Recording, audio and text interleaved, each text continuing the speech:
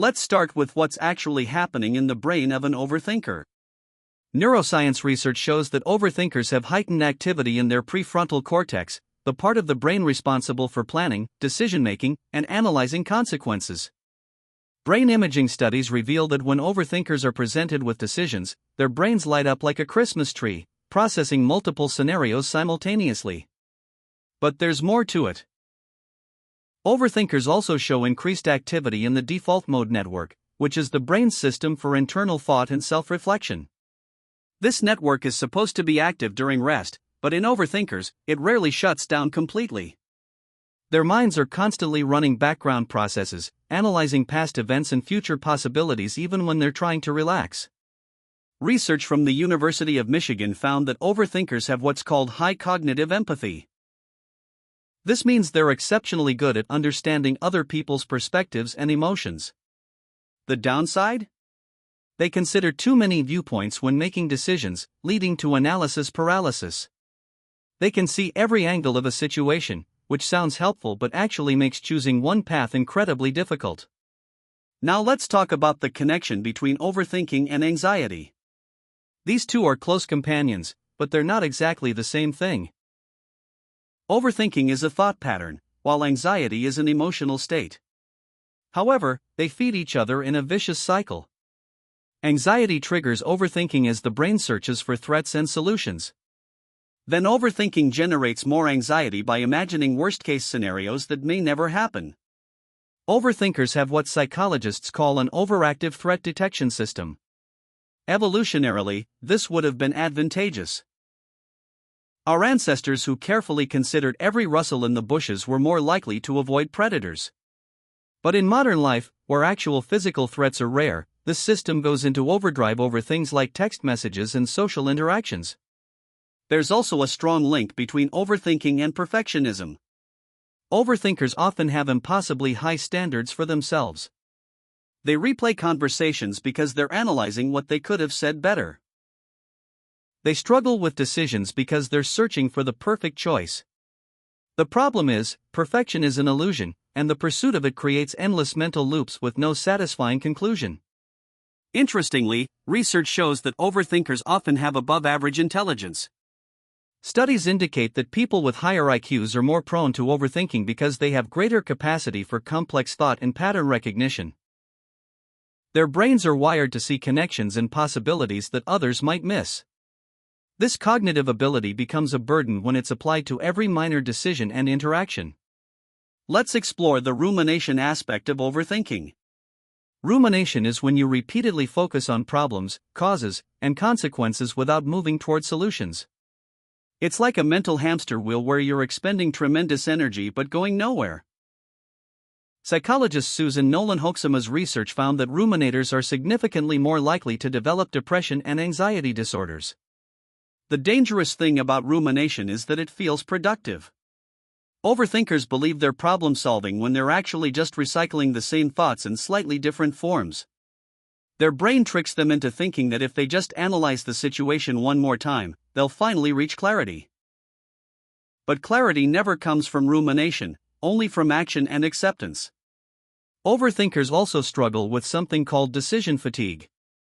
Because they exhaust so much mental energy on analysis, they become drained and ironically make worse decisions later in the day. Studies show that overthinkers can spend hours agonizing over trivial choices like what to eat for lunch, leaving them mentally depleted for actually important decisions. There's a fascinating connection between overthinking and creativity. Many overthinkers are highly creative individuals. Their ability to see multiple perspectives and generate numerous scenarios makes them excellent at creative problem solving, writing, art, and innovation. The same brain patterns that cause them distress in daily life can produce brilliant insights in the right context. However, this creativity often comes with a cost. Overthinkers frequently struggle to complete creative projects because they're never satisfied with their work.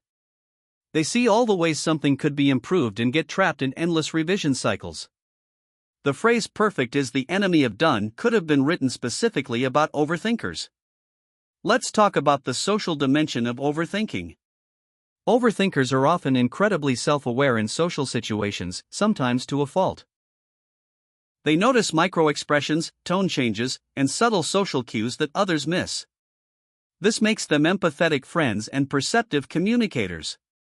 But it also means they torture themselves after social interactions, replaying every moment and imagining how others perceive them. This social overthinking is called social metacognition, thinking about thinking in social contexts. Overthinkers don't just participate in conversations, they simultaneously analyze their performance in real time. It's like watching a movie while also being the film critic, which makes authentic connection difficult because part of their mind is always in observation mode. Research shows that overthinkers often experience impostor syndrome more intensely than others. Because they're constantly analyzing their performance and seeing room for improvement, they struggle to internalize their accomplishments. They attribute success to luck or timing rather than their abilities, while magnifying every minor mistake as evidence of incompetence. Now, is overthinking always bad? Actually, no. There's a concept called productive overthinking versus unproductive overthinking. Productive overthinking involves thorough analysis that leads to better decisions, creative solutions, and risk mitigation. Scientists, strategists, and innovators need this kind of deep thinking. The problem arises when overthinking becomes repetitive, anxiety-driven, and disconnected from action. Overthinkers often excel in careers that require careful analysis, attention to detail, and consideration of multiple variables. They make excellent researchers, editors, quality control specialists, strategists, and counselors. Their tendency to see potential problems makes them valuable in roles where overlooking details could have serious consequences. Let's discuss some psychological theories about why people become overthinkers. Attachment theory suggests that people with anxious attachment styles, often developed in childhood, are more prone to overthinking in relationships. They constantly analyze their partner's behavior for signs of rejection or abandonment because their early experiences taught them that love is unpredictable. Cognitive behavioral theory points to learned thought patterns. If you grew up in an environment where mistakes had serious consequences, your brain learned to exhaustively analyze situations to avoid errors. This creates neural pathways that favor overthinking as a protective strategy, even when the original threat no longer exists. There's also a genetic component. Research on twins suggests that tendency toward rumination and overthinking has a hereditary element. Some people are simply born with brains more inclined toward deep analysis and worry. This doesn't mean overthinking is inevitable, but it does mean some people have to work harder to manage these tendencies. Overthinkers also tend to have what psychologists call an internal locus of control. They believe they're responsible for outcomes in their lives, which sounds positive, but can become excessive. They overthink because they believe that with enough mental effort, they can control or predict everything. This is both empowering and exhausting because many things in life are genuinely beyond anyone's control. Let's talk about the physical toll of overthinking. Chronic overthinkers often experience stress-related health issues. The constant mental activity triggers the stress response system, releasing cortisol and adrenaline. Over time, this can lead to sleep problems, digestive issues, headaches, weakened immune function, and cardiovascular strain. Sleep is particularly affected. Overthinkers struggle to quiet their minds at night. Just as they're trying to fall asleep, their brain starts reviewing the day's events or planning tomorrow's activities. This racing mind prevents the relaxation necessary for sleep, creating a cycle of fatigue that makes overthinking worse because a tired brain has less capacity to regulate intrusive thoughts. Now, let's explore practical strategies that actually help. First is the concept of scheduled worry time. Instead of trying to stop overthinking completely, which usually backfires, overthinkers can designate specific times for deep thinking. When intrusive thoughts arise outside this time, they acknowledge them and postpone analysis until their scheduled period. This gives the brain boundaries. Mindfulness meditation has been scientifically proven to help overthinkers. It doesn't stop thoughts, but it changes the relationship with thoughts. Overthinkers learn to observe thoughts without getting caught in them. Brain scans show that regular meditation actually reduces activity in the default mode network, the system responsible for excessive rumination. Physical exercise is remarkably effective for overthinkers. When you engage in physical activity, especially rhythmic exercises like running or swimming, your brain shifts from verbal processing to body awareness. This gives the overthinking circuits a break. Studies show that regular exercise reduces rumination and improves decision-making in people prone to overthinking. Cognitive behavioral techniques like thought stopping and cognitive restructuring can help. When caught in an overthinking loop, overthinkers can learn to recognize the pattern, challenge whether the thoughts are productive, and consciously redirect attention.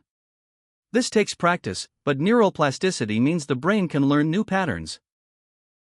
Journaling is particularly helpful for overthinkers. Writing thoughts down externalizes them, which studies show reduces their psychological weight. It also helps overthinkers see patterns in their thinking that aren't obvious when thoughts are just swirling internally. Many overthinkers find that once thoughts are on paper, their mind can finally let them go. Social connection provides another important counterbalance. When overthinkers talk through their thoughts with trusted friends or therapists, they often gain perspective that's impossible to achieve alone. Other people can point out when overthinking has become unproductive, offering reality checks that the overthinker's brain cannot provide for itself. It's important to note that severe overthinking might indicate underlying conditions like generalized anxiety disorder, OCD, or depression. If overthinking significantly impairs daily functioning, professional help is important. Therapy and sometimes medication can address the root causes rather than just managing symptoms. So what have we learned about overthinkers? They have brains wired for deep analysis, high empathy, and pattern recognition. This cognitive style has real advantages in creativity, problem solving, and social awareness. But without management, it can spiral into anxiety, decision paralysis, and physical health problems. Overthinkers aren't broken, they're complex. Their minds are powerful tools that sometimes work too well, analyzing situations far beyond what's necessary or helpful. The goal isn't to stop thinking deeply, it's to channel that mental energy productively and know when to step off the mental hamster wheel. Understanding the psychology behind overthinking is the first step toward managing it. Recognizing that it's a brain pattern, not a character flaw, can reduce the secondary suffering of judging yourself for overthinking. With the right strategies, overthinkers can harness their analytical abilities while finding more mental peace. If you're an overthinker, know that you're not alone.